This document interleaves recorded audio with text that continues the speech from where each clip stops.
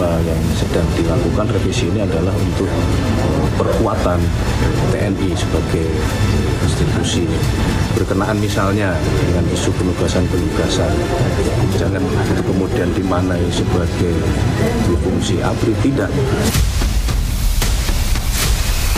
Undang-undang dibuat harus dengan tadi meaningful participation, jangan pura-pura gitu. Jadi sekarang tolong terapkan prinsip demokrasi yang terbuka, demokrasi yang mengundang semua orang, dan disusun dengan kajian dengan rekomendasi yang baik.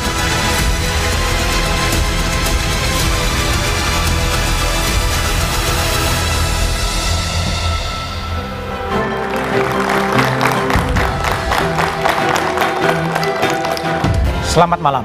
Pembahasan revisi Undang-Undang TNI akhirnya memasuki babak akhir. DPR dan pemerintah mencapai kata sepakat dan besok Undang-Undang TNI versi terbaru akan disahkan di sidang paripurna DPR.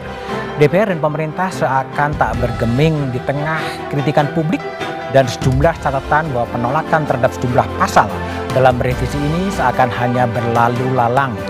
Kekhawatiran publik yang menilai revisi ini bakal menghidupkan kembali dwi fungsi TNI, apakah hanya sebatas kicauan semata? Inilah satu meja The Forum, Undang-Undang TNI direvisi, dwi fungsi TNI kembali dalam tanda tanya.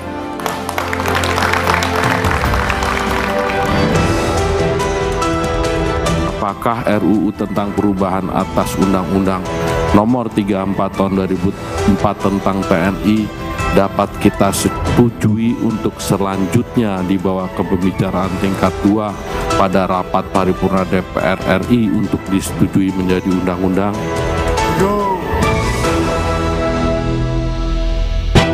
Revisi Undang-Undang TNI meluncur mulus menuju rapat paripurna DPR. Seluruh fraksi di DPR RI setuju RUU TNI dibawa ke sidang paripurna untuk disahkan menjadi undang-undang.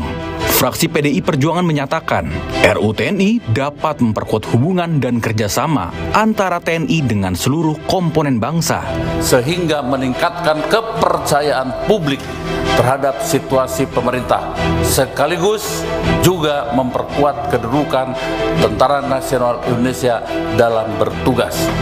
Kedua, memberikan kepastian hukum dalam penugasan prajurit di ranah sipil.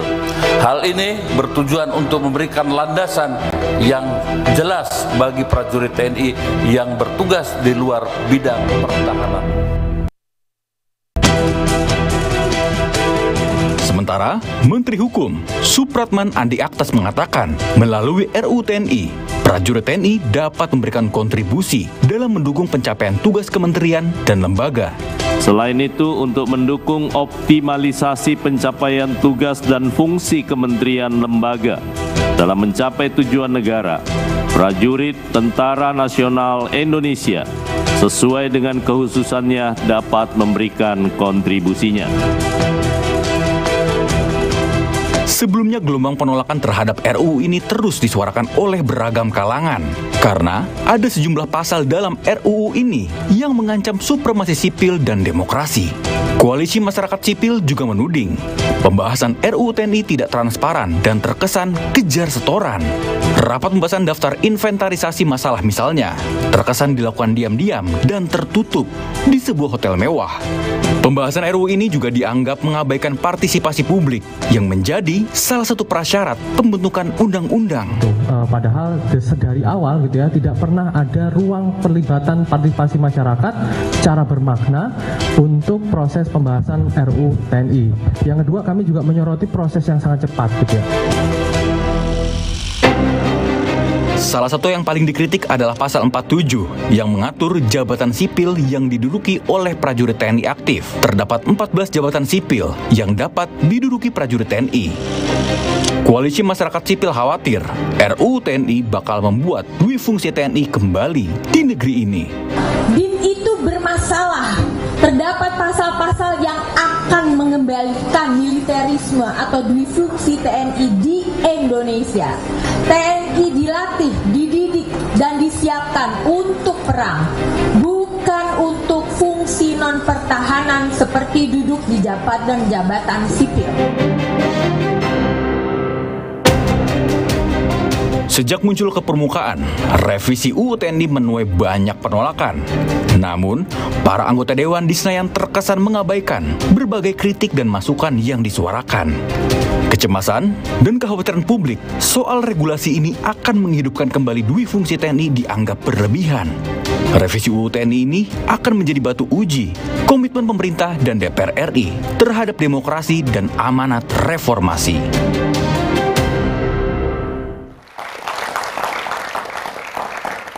Undang-Undang TNI direvisi, dui fungsi TNI kembali dalam tanda tanya adalah tema Satu Meja The Forum malam ini. Telah hadir di studio Andi Wijayanto, Gubernur Lemhanas 2022-2023, Mas Andi. Lalu kemudian ada Bivitri Susanti, pakar hukum tata negara, malam, Bibit. Dan ada Rahlan Nasidik, politisi Partai Demokrat. Saya juga lagi menunggu hubungan dengan Oleh Soleh, anggota Komisi 1 DPR dari fraksi Partai Kebangkitan Bangsa. Oke, saya akan mulai kepada Mas Andi dulu. Mas Andi, tampaknya besok akan disahkan. Memang ada sesuatu target khusus ini harus disahkan besok ya? Anda baca? Ya, kalau dilihat dari prosesnya, terutama yang dibahas inti kan pasal 47 dan pasal 53 ya. Secara pendalaman substansi memang tampaknya tidak membutuhkan perdebatan yang panjang. Nah, saya melihat revisi Undang-Undang TNI yang fokus ke pasal 47 dan 53 ini saya menyebutnya sebagai revisi yang teknokratik. Revisi teknokratik? Ya, bukan revisi yang strategis ya. Misalnya dalam revisi ini kita tidak membahas apakah harus ada perubahan di doktrin kebijakan strategis karena di Rusia, Ukraina muncul perang tipe baru yang disebut sebagai perang hibrida misalnya. Lalu pengaruhnya apa? Misalnya ke operasi militer yang dilakukan oleh TNI. Tidak ada isu-isu seperti itu. Ada penggunaan drone misalnya dalam perang Rusia-Ukraina, atau ada yang disebut sebagai perang wilayah abu-abu, grey zone. Hal-hal seperti itu tidak dibahas. Pembahasannya teknokratik, bahwa di mana pelibatan perwira TNI diizinkan selain di Kemhan dan organisasi Mabes TNI, dan TNI pensiun di usia berapa. Nah, teknokratik karena nanti begitu undang-undangnya disahkan, maka yang akan menjadi penjuru bagi organisasi TNI untuk melaksanakan undang-undang itu adalah bintang 2 yang posisinya asisten personalia baik di Mabes TNI maupun Mabes Angkatan. Ya, karena itu saya menyebutnya ini revisi teknokratik, bukan revisi yang terkait dengan perubahan ancaman, perubahan karakter perang, perubahan teknologi, perubahan geopolitik yang membuat doktrin berubah. Oke, tapi bagaimana dengan apakah terjadi diskoneksi antara perdebatan di DPR dengan masyarakat sipil yang terus sampai sekarang menyerukan penolakan terhadap revisi Undang-Undang TNI? Revisi yang teknokratik ini untuk saya juga merupakan legalisasi dari penempatan perwira aktif yang sudah berjalan selama masa Pak Jokowi, ya selama 10 tahun. Ya, misalnya di pasal 47 yang asli tidak ada kata bencana. Nah, sekarang dimunculkan BNPB. Ya, di pasal 47 asli juga tidak ada kata cyber, yang ada adalah kata sandi. Sekarang dimunculkan kata cyber menjadi pertahanan cyber. Tadinya di revisi yang ada 2 hari yang lalu dimunculkan KKP, karena pernah ada eselon 1 di KKP dari Angkatan Laut. Tadinya dimunculkan, jadi legalisasi dari penempatan perwira aktif yang sudah dilakukan di masa Pak Jokowi. Tapi saya dengar di yang kemarin hilang ya KKP-nya. Misalnya tentang keamanan laut. Ya, ketika pasal 47 ada, kita belum punya yang namanya Bakamla. Kita baru punya Bakorkamla. Ya, kemudian dimunculkanlah Bakamla sebagai evolusi dari Bakamla. Jadi untuk saya ini proses teknokratik yang melegalisasi penempatan perwira-perwira yang sudah berjalan sebelumnya, dengan mungkin yang baru kemungkinan ada di BNN ya. Ya, BNN ada ya. Ya, narkotika. Di pasal 47 itu di drop narkotikanya, tapi kemungkinan di pasal 7 di drop, di pasal operasi militer di drop, tapi di pasal 47-nya kemungkinan dimunculkan BNN.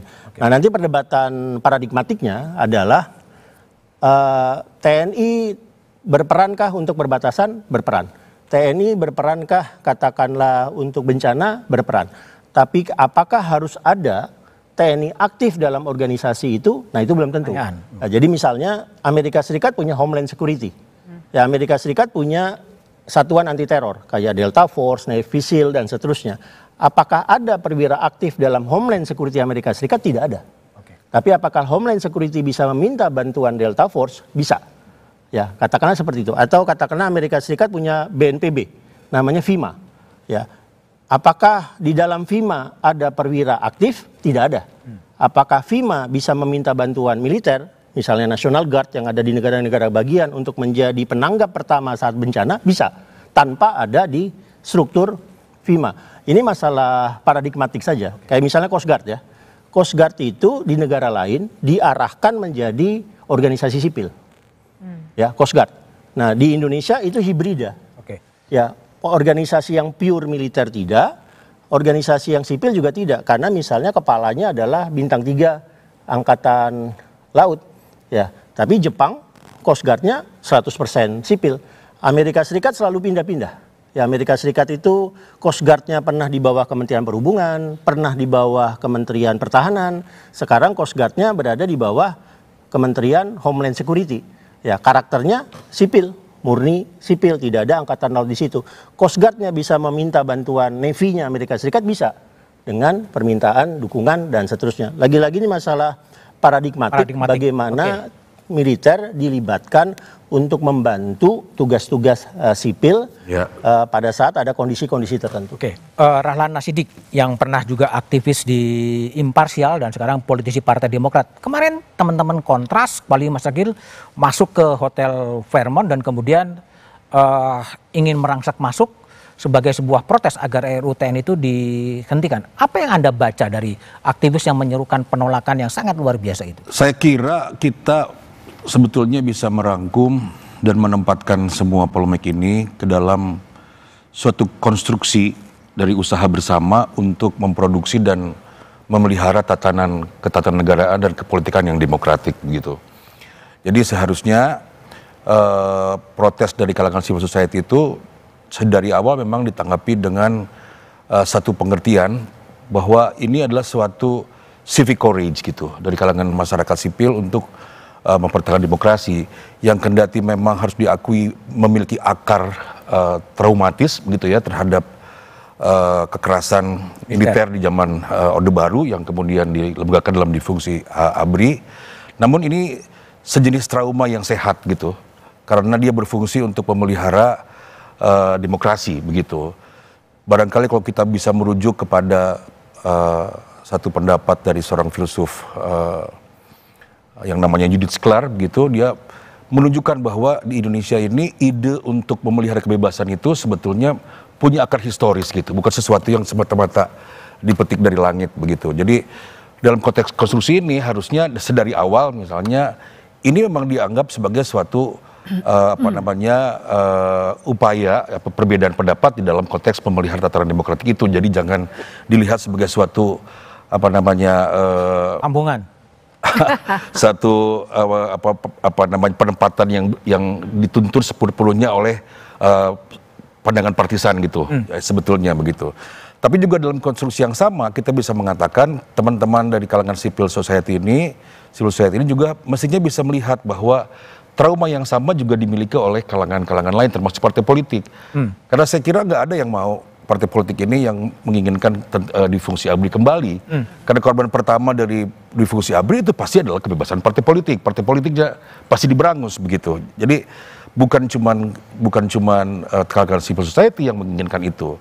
Bukan cuman kalangan politisi dan partai politik, tetapi saya kira juga kalangan militer, TNI juga tidak punya keinginan yang untuk mengembalikan hal itu gitu. Baik misalnya Panglima TNI, saya kira pandangannya bagus. Dia juga beberapa kali mengatakan bahwa kalau mau di jabatan sipil mesti mundur. Kan juga gitu pernyataannya sebetulnya kan. Termasuk juga senior-senior TNI seperti Pak SBY misalnya. Yang dengan tegas mengatakan bahwa di fungsi ABRI ini setelah mengalami koreksi sejarah. Dan kita tidak mau menginginkan ini kembali. Dan kemudian untuk dikoreksi kembali gitu. Jadi secara sederhana kita sebetulnya bisa memahami bahwa ini ada keinginan yang bersama-sama untuk memelihara tatanan ketatanegaraan yang demokratik begitu. Oke, baik. Bibip, Anda kan cukup teriak lantang untuk menolak revisi Undang-Undang TNI dan besok kabarnya akan disahkan gitu. Apakah memang suara-suara Anda dan teman-teman itu memang tidak didengar sebetulnya? Menurut saya sih tidak didengar ya, karena kita harus membaca juga situasinya. Tadi ada penggerudukan misalnya. Itu kan juga bukan sesuatu yang dilakukan secara tiba-tiba.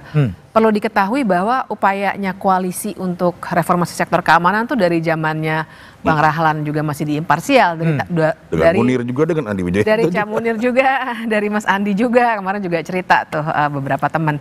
Dan artinya kajian mereka juga sudah banyak. Upaya memasukkan secara resmi juga sudah dilakukan.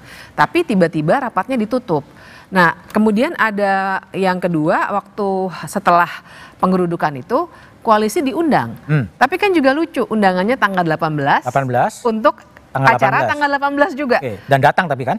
Tetap datang. Saya sebenarnya kurang setuju tuh, tapi baiklah gitu ya.